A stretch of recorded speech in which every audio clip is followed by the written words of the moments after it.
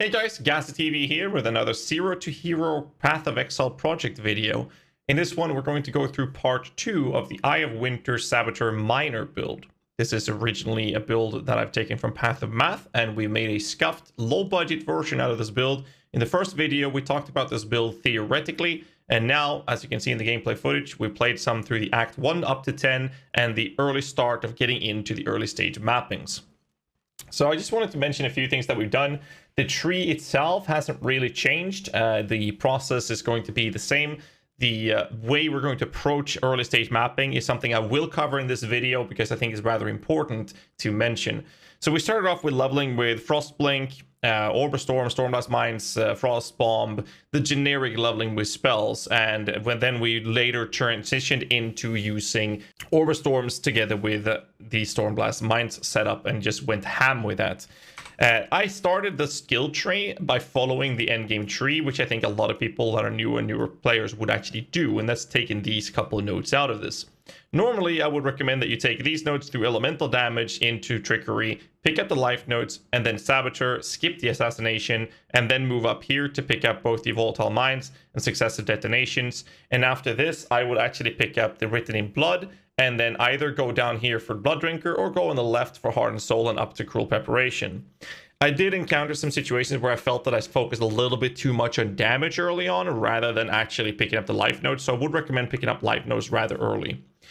At level 28, you can get access to Eye of Winter, and I decided to try it out. I would not recommend leveling with Eye of Winter unless you're 20, well, you have to be 28 to use it, but unless you have a 4-link.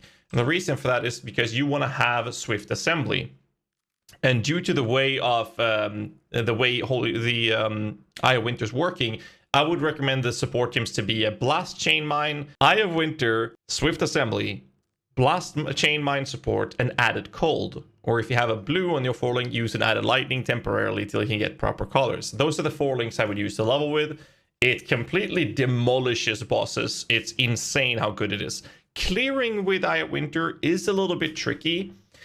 Because of the way it works. I'll try to show you guys in Act 9 here with how it targets. That's why I think having something like a decoy totem, which you can pick up from doing the library quest in Act 3 over here, have a decoy totem when you're leveling is very helpful. So let's say that this Hydrosphere is the enemy target and you have a mine over here. When you detonate this one, it will fly towards the target. Now, they don't for some reason target Hydrosphere, so it just fly in a different direction. So as you can see with these, they will fly a bit and then they will have a little bit of an explosion at the end. This is about 55 units that they fly before they hit the target, so to say, or hit their max range. For your optimal damage output, you want to have the Hydrosphere on top of a boss and then shoot your mines next to it. So if this is the boss, you don't want to stack your mines on top of it. This will result in lower damage. Instead, what you want to do is have your mines thrown a little bit further away, so when they're shooting, the explosions will happen around it, and you'll get the hang and get used to this distance very easily. When you're leveling between Act 1 and 10, you don't have to worry about this. This is only something you're gonna give a shit about, and even using Hydrosphere, when you get a Snake Pit Ring, which are kind of expensive in the early stage of the league, the first couple of days, but right now I bought this one for 2 Chaos Orbs, and it's a very well rolled one for 2 Chaos. So I'm gonna go to a pack of enemies here and show you. Let's remove the Golem for now. So you see these enemies. If I toss a mine on top of it, you can see that we're doing quite a lot of damage. But you see how little damage we did to that? Whereas if I place that mine over here, it's going to fly in about this distance. It will fly in and will kill everything pretty easily. So that's the damage difference that you can achieve by having the correct distance. With better gear later and higher level, which we're lacking right now, we just started mapping at level 69.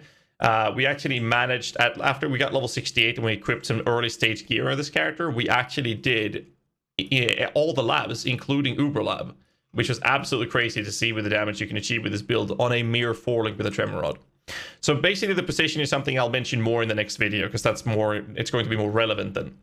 So when it goes back to the acts that we've been doing, is between Act 1 and 3, I was using the generic style with Orb Storms, Stormblast Mines. Act 3, once I had a 4-link, I went Eye of Winter, and I still used the Orb Storms with an Onslaught just for the extra speed for it. And that's about it. That was very, very simple. I did feel a little bit squishy because you only don't cast that many mines. You don't have super high damage. You don't have high crit. You don't freeze and shatter all the enemies. And when I did that, I used the skitter bots. And before I got into the Winter, I was using double heralds like Herald Thunder and Herald of Ice, which worked really fine as well. But as soon as you start using mines more, I used a skitter bot and I had Herald of Ice. And later I would just drop the Herald of Ice as I added a Bone Shield support to the skitter bots to do even more damage with the Winter. Other than that, we can check my notes. At Act 4, that's level 34 actually. That's when I equipped myself with the Flame Golem, which you can get at level 34. And that's when I bought myself a Malachite's Artifice. As you can see, this one gives me 78% fire resistance if I have a red gem, which is actually a very bad roll because it goes all the way to 100. However, this ring costs 1 chaos, and it costs 1 chaos in the early stage of a league release as well. This will help you significantly with capping your resistances early on.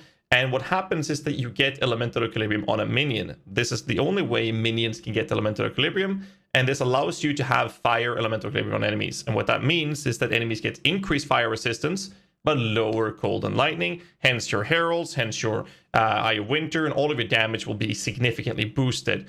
If the golem will die quite a lot in maps, I've noticed, and that's perfectly fine because you only give a shit about him being alive when you start killing a boss. That's the only time this matters. Other than that, it's just there for extra resistances. Outside of that, it was very straightforward and very generic. At Act 9, Act 10, I would normally tell you to farm a Tabula. With this build, you don't need to do that. Instead, you buy yourself 1 Tremor Rod. Make sure the item level is more than 55. I fucked up on that, so I just only have a 42. Long story short, make sure it's item level 55 because then you can get 6 sockets on it. Your first Tremor Rod will be something that you're just going to use Jeweler Orbs on. Make sure you put 20% quality first. Make sure you have 4 or more sockets on it. And once you have 4 or more sockets, you will link those 4 links or 4 sockets. And then you'll go to the crafting bench and you will use the 2 green, if I'm too blind here, let's see, 2 green sockets. What will happen then with this weapon is that it will take the first 2 sockets and turn them green. As you can see, the first 2 is up here. The item itself is a strength intelligence base, which means that the higher probability of the other colors would be would be red or blue. So what you do is you use a 2 green socket recipe, which costs you 25 chromatics. And the idea is that you get either 1 blue and 1 red or 2 blues. If you have 1 blue, which is required for Winter, of course, then you use Inspiration in the support gem. If you have 2 blue like me, then you use Increased Critical Strikes. This is something that happens when you're done with the acts. Because you can use this at level 41 already, but this is not something I'd recommend going for until you're done with like Act 9, Act 10. The other 2 will be the green ones, which is Add a Cold and a Swift Assembly. These are kind of crucial. The reason you do this is because this is a 4-link, which I now have used to kill Uberlab with, as well as clearing early stage maps. But I did Uberlab with this at level 68, 69, which is absolutely insane. The next stage for this is once you get level 68. 68 is when you're able to equip yourself with a Calm's Heart. This is one of the only ways we can scale a lot of flat HP to not be super squishy. The build is balanced around a lot of dodge capabilities or defensive layers. That's the only defense. It's not supposed to tank enemies, so stay away from enemies if you can. But if you do get hit, you should have a very high chance at dodging, thanks to both acrobatics, face acrobatics, as well as arrow dancing, as well as wind dancer. And on top of that, due to the ascendancies, you're also blinding through Born in Shadows, and the enemies that are blinded do less damage, and you can't be blinded. So it's really cool, and as well from the Pyromaniac Ascendancy, you're actually immune to Ignite and Shock. So the only thing you need to worry about is making sure that you have a Freeze Immunity Flask of Heat, Staunching Flask, for example, and then you're good. So 68, equip yourself with a Calm's Heart. I paid 8 Chaos for this. I think the market is between 8 and 10 C. Seems about right. So very cheap. Snake Pit, like I mentioned, can be expensive in the early stage of a league, but gives you, on the right-hand slot, gives you chained from your projectiles. This is where the Hydrosphere comes in play. I'll talk about this more in the next video. But these are the things you want to go for. Once you're 68, you equip this, and you start using the Hydrosphere, and be careful with the positioning of the mines when you come to bosses. And that kind of covers this video between Act 1 and 10. I'd say that this is one of the most crazy single-target damage leveling builds I've used in a while. Obviously, it's still a minor, and that's basically what they do.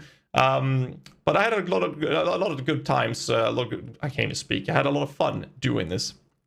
And it was pretty much smooth sailing between Act 1 and 10. Like I mentioned, my mistake was not taking enough life notes. I think that you should prioritize the life notes. They're not that many on the tree, so try to go for them rather early. I'm not talking about early like Act 1, 2, 3, but as soon as you get around mid Act 3, Act 4, that's when you kind of want to push out those resistance nodes.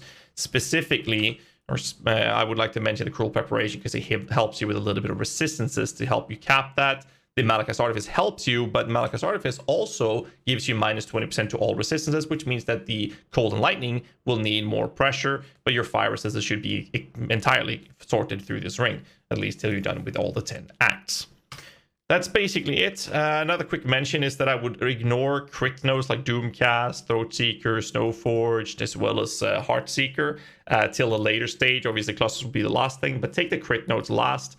Go for life nodes, try to get for the dodging mechanics that you get from these key notables, and pick up the damage nodes from this cluster over here. Then get Blast Cascade when you're ready for power charges and go in, and then after Blast Cascade, then you pick up all the crit nodes, which is what I'm doing at my current level. I think that covers the Act 1 to 10 in this video. I want to keep these videos short like I mentioned before. Next part will be part 3, where we're going to talk about the upgradable items that I've been using to get myself cap resistances, get some damage sources, as well as moving in from white tier maps into yellow tier maps, and what my next plan is, which will include buying a second Tremor Rod. But more of that in the next part of the video. Hope you guys like this series. Hit the like button, subscribe for more content, and let me know in the comments below what you think of this build. Till next time, stay safe and keep rocking.